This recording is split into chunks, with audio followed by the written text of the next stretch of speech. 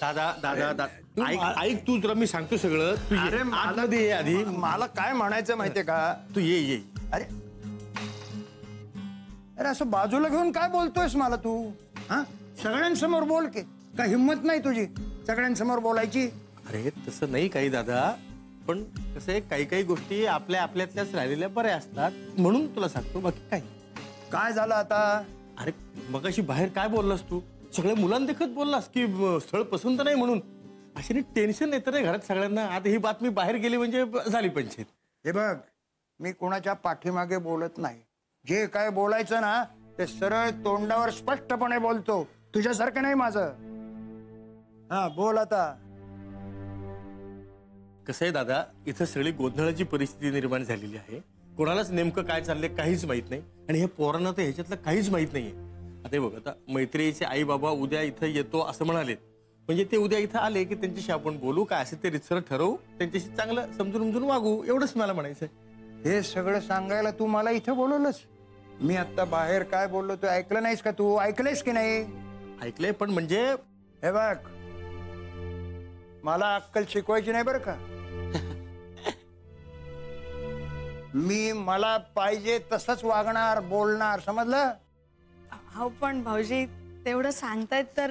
नाही म्हणजे नाही. तू त्याची बाजू घेऊ नकोस. अरे ही काय पद्धत झाली मोठ्या माणसांची बोलायची फोनवर? म्हणे लग्न मान्य नाही. अरे आमच्यासारखं स्थळ नाकारतात, आमचा मुलगा नाकारतात. अरे डॉक्टर आहे तो, समजतात काय स्वतःला? मला हे लग्न मान्य नाही. दादा दादा ऐक ना, तू असं चिडू नको रे. तू असं चिडलास की मला फार भीती वाटते भाऊ. मी काय खुळा आहे का वाटेल तेव्हा चिडायला? पण एक लक्षात ठेवा, त्या लोकांना मी आपल्या घराची एकही पायरी चढू देणार नाही. एक मिनिट बाबा, आता आपल्याला वर शिफ्ट व्हावं लागेल. आई सामान बांधायला घ्यायचं. अहो ते म्हणाले ना घराच्या पायऱ्या चढू देणार नाही. आपल्या घराला पायऱ्या कुठे? अरे अरे अरे अरे अरे अरे अरे नलिनी, या पोराला जरा श्याम्यापासून लांब ठेव. कसले फुटकळ आणि फालतू विनोद करतोय. दोन मोठी माणसं बोलत असताना त्याच्यामध्ये बोलू नये एवढं सुद्धा याला समजत नाही का? ते त्याला चपलीने समजून द्यायला पाहिजे. हो, म्हणजे बाहेरून चप्पल आणावी लागेल. Sorry for interruption. जातोय. हॉरिबल. अवघड आहे बुवा या पोराचं. पण मी काय म्हणतो, आपल्या घरी यायची परवानगी या लोकांना दिलीच कुणी? काय विचारतोय मी? आहो ते त्यांनीच समोरून फोन केला होता ना, मग त्यांना कसं असं सांगणार नाही कसं? ठीक आहे, येऊ दे त्यांना आपल्या घरी. त्यांना परस्पर बाहेर कसं पाठवायचं ते मी बघतो. यार असं कसं वागू शकतात अरे लोक?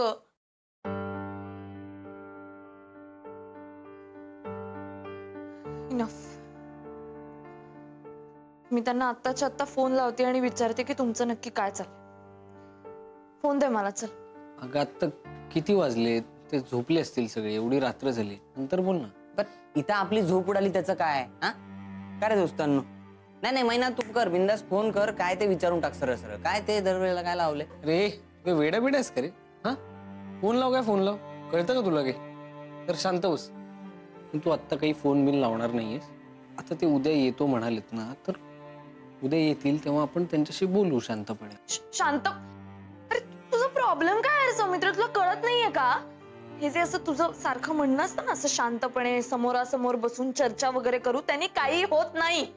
काही होत नाही त्यांनी. मी तुला परत परत तेच सांगते, तू समजून घ्या, नाही तर आता आपल्यात भांडणं होती.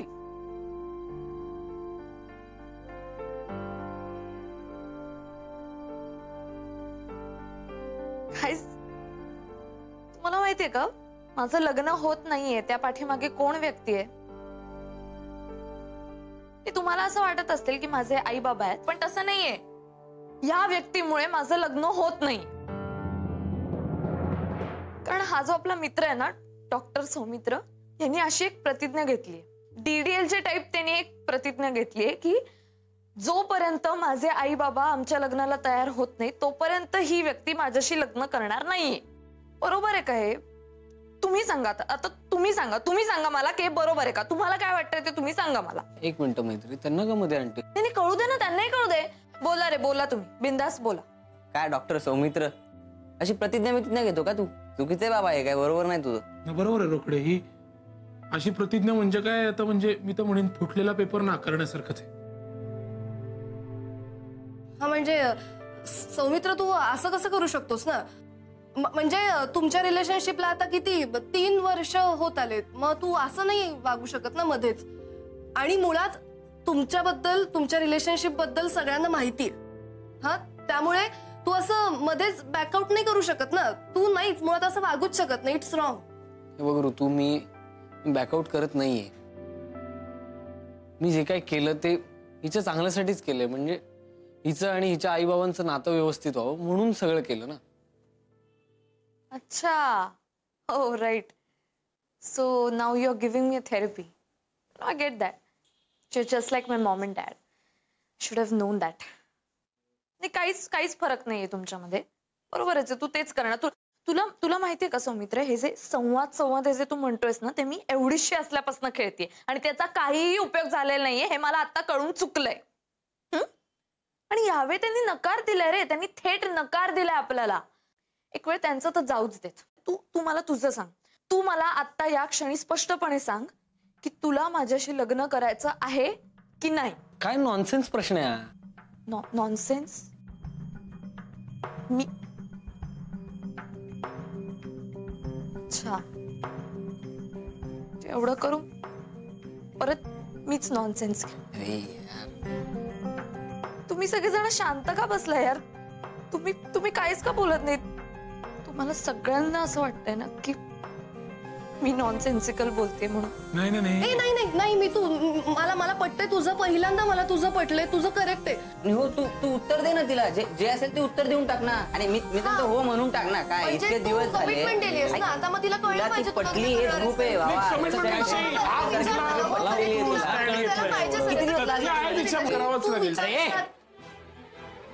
गप्प बसा, डोकं फिरवू नका. इथून पुढे जर कोणी बोललं ना तर मी कायमचं निघून जाईन. हिमालयात जाईन, संन्यास घेईन.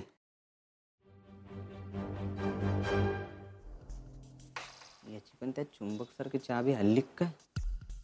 अरे दादा, ते काय? काही नाही.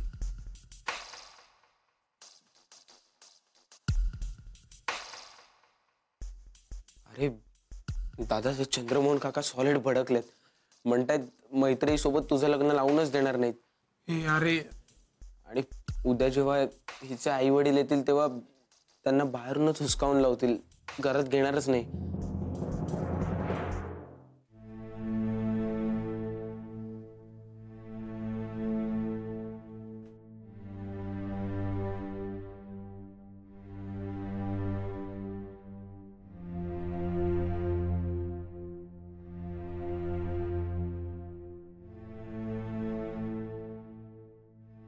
काहीतरी राड आहे यार.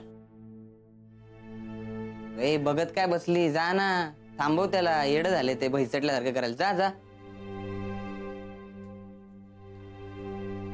आई, काय चाललंय? बाबा, काय तुम्ही आत येऊन इकडे काय बोलताय? हे बघ, आम्ही म्हणजे तुझं लग्न कसं काय काय हेच ना, की माझं लग्न कसं होऊ द्यायचं नाही, असंच ना? मी ऐक ना प्लीज, थंड घे ना प्लीज. उगाच राडा नको यार. अरे अरे अरे अरे, राडा? काय भाषा या मुलीची! आणि असल्या मुलीशी तुम्ही लग्न करायला निघाला होतात?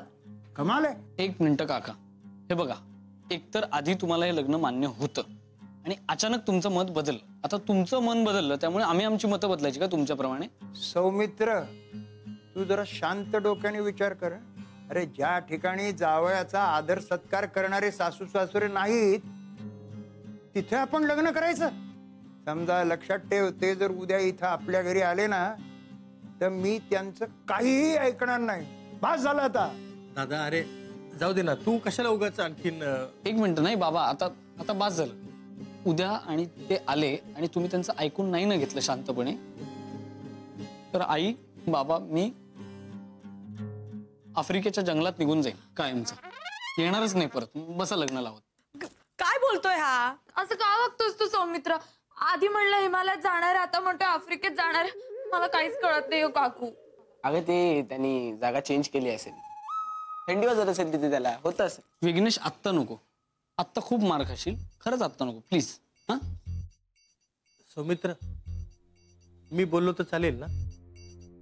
सगळेजण शांत बसा आणि मी काय सांगतोय ते नीट ऐका. हे बघा, आज सौमित्राचा वाढदिवस आहे, त्यामुळं आज आपण त्याचं काय म्हणणं आहे ते सगळं ऐकूयात. कळलं का? हो बरोबर आहे. काय बरोबर आहे? बरोबर नाही, हे चुकीचं आहे. एक मिनिट. माझा वाढदिवस आहे म्हणून माझं ऐकू नका. माझं लग्न आहे म्हणून माझं ऐका. ठीक आहे, हे माझं लग्न आहे, त्यामुळे निर्णय मी घेणार. मला हवं तसंच होणार आहे. ठीक आहे? आणि प्लीज काका, तुम्ही तुमचं म्हणणं माझ्यावर लादत जाऊ नका. म्हणजे तू फायनली माझ्याशी लग्न करणार आहेस? मी तुझी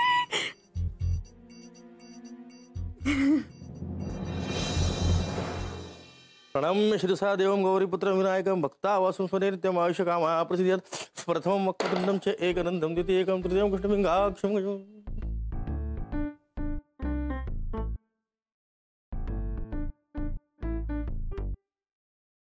पाहुणे मंडळी आली, खायला बसली की त्यांना पोह्याच्या डिश शेजारी हा कंगवा दिसणार.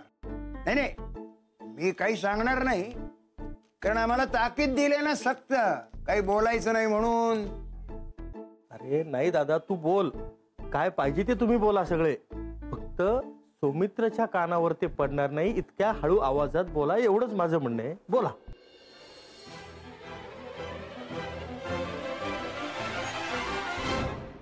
काका, बाबा, मी तुमच्या समोर हात जोडतो, तुमच्या पाया पडतो. प्लीज ते आल्यावर खूप शांत राहा, नीट व्यवस्थित बोला, वेड्यासारखं काही वागू नका. ओके? हा बाबा, तुम्हाला माहिती आहे ना मैत्रीच्या आईला केवढी स्वच्छता लागते, तरी इथं ठेवलं. काय कंगवा का ठेवला इकडे? आई आई, ते काय इथं सांग तर ना. तुझं आवरलं नाही अजून? आवर ना. झालं आता. गेल्या वेळेला एवढा सगळा तमाशा झाला होता, तरी तू परत तेच केलंय सगळं. आई, मी दादानी बघितलं नाहीये. नक्कीच आता टेन्शन मध्ये. हे बघ, त्यांना यायला एक तर खूप वेळ आहे.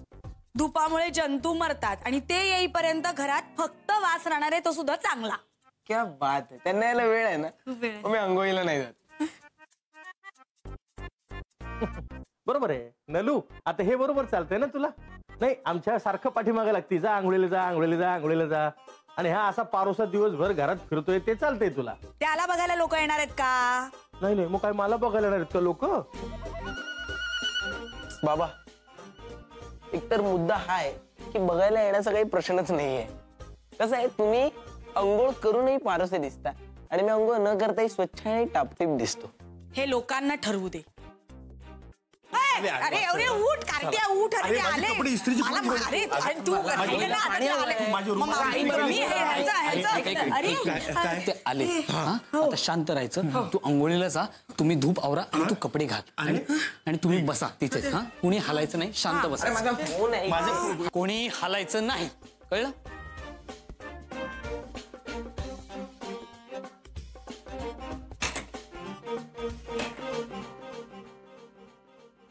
आले नाही आहेत का ते अजून?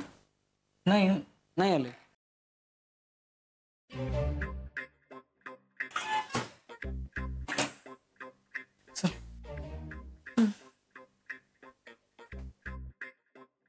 कसं नाही आले ते?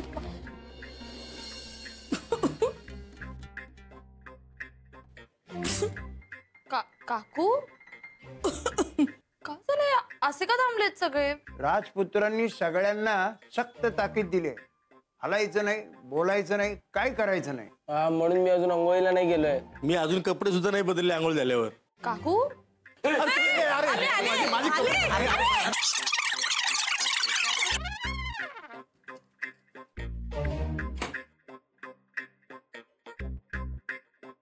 या ना या. नमस्कार. थांबा मैत्री, बाबा, तुम्हाला दोघांना जर आमचं लग्न मान्य नसेल ना तर इथेच सांगा दारात. मैत्री बाळा, काकू तुम्ही पण थांबा प्लीज. बिहेव मैत्री, डोंट बी सो रूड. असं लोकांच्या घरी आपल्या आई वडिलांशी असं बोलतात का? लग्नाची बोलणी करायला चालूय ना आम्ही. या ना तुम्ही या. थँक्स. एक मिनिट, काय काय झालं? दूर नाही आहे ना आत? नाही नाही नाही, दूर नाहीये. आणि दूर असायला आधी आग तर असायला पाहिजे ना. आणि दूर झाला ना तर दरवाजा खिडक्या उघडू नाही का? उघडू. तुम्ही या हो, तुम्ही आत या. या या या आत या.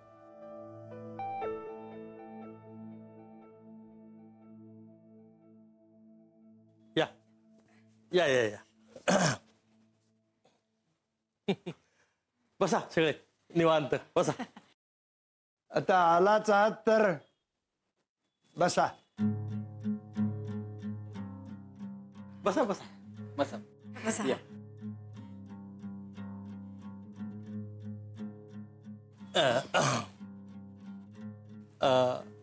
हे आमचे ज्येष्ठ बंधू चंद्रमोहन. हो, मी या घरातला ज्येष्ठ मेंबर आहे. हो, तुम्ही ज्या अधिकारवाणीने मला फोनवर ओरडलात त्यावरून लक्षात आलंय माझ्या ते. हो, पण घरी आलेल्या अतिथीचा आम्ही अपमान करत नाही. शिवाय घरी आलेल्या पाहुण्यांना काही बोलायचं पण नाही अशी मला सक्त ताकीद दिली आहे ना, म्हणून मी काही बोलणार पण नाही. काय रे सौमित्र? हो काका, बरोबर आहे. या बाबतीत मी अगदी तुमच्या बरोबर आहे. मुली, तुझं काहीही कधीही बरोबर असू शकत नाही.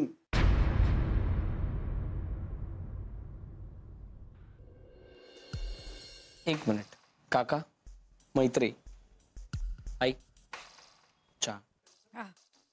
एक मिनिट थांबता का नलिनी? चहा पाणी होत राहील नंतर. आम्हाला तुमच्या सगळ्यांशी जरा बोलायचंय. हा, fresh. Sorry for late. Vighnesh, बाळ तू जा. Be serious. We are having some important चर्चा. त्यासाठी चाललोय. म्हणूनच तू जा. बाबांचं ऐकायचं. बाबांनी जा सांगितलं ना.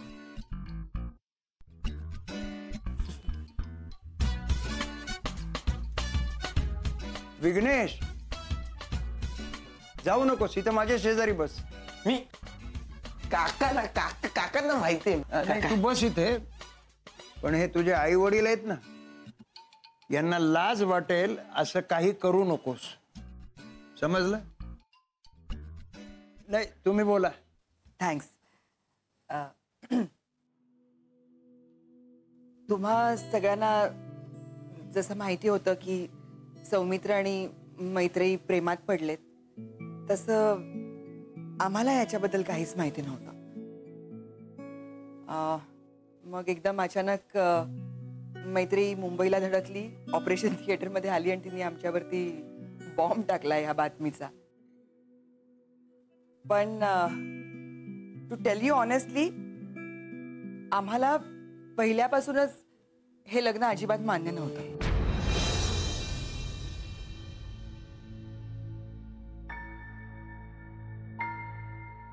काय बोलताय तुम्ही? हे बघा, तुम्हाला एवढंच सांगायचं होतं का? हे आम्हाला माहिती आहे. यापेक्षा वेगळं काही असेल ना तर सांगा. एक मिनिट जरा शांत बसूयात आपण. मैत्री खाली बस. खाली बस. ते आपल्याशी काहीतरी बोलताय, त्यांना बोलू दे ना. हा,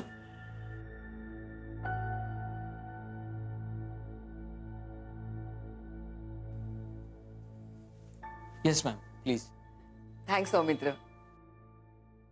याचा हाच कणखरपणा आम्हाला खूप आवडला. सौमित्राने असा स्टँड घेतला होता की आम्हाला मान्य असल्याशिवाय तो मैत्रीशी लग्न करणार नाही.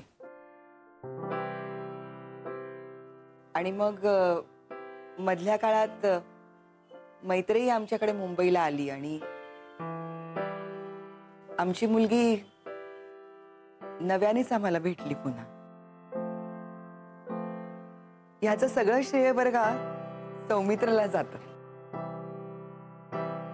आणि नंतर मग तो जेव्हा भेटला तेव्हा म्हणाला की मैत्रेयीच्या करिअरसाठी तो मुंबईला शिफ्ट व्हायला सुद्धा तयार आहे. हे त्याचं बोलणं आम्हाला खूप आवडलं. हिला आवडलं. म्हणजे हिला अजूनही असं वाटतं की सौमित्रनी मैत्रिणीसाठी खूप मोठा त्याग वगैरे केला, पण ते मला तेव्हाही फार पटलं नव्हतं. म्हणजे इनफॅक्ट मला त्याचा कुठलाच स्टँड आवडला नव्हता कधी. म्हणजे बोर्डात येऊनही होमिओपॅथीला जाणं, फॅमिली डॉक्टर होणं, कुठलीच ॲम्बिशन नसणं मला नाही पटलं कधीच.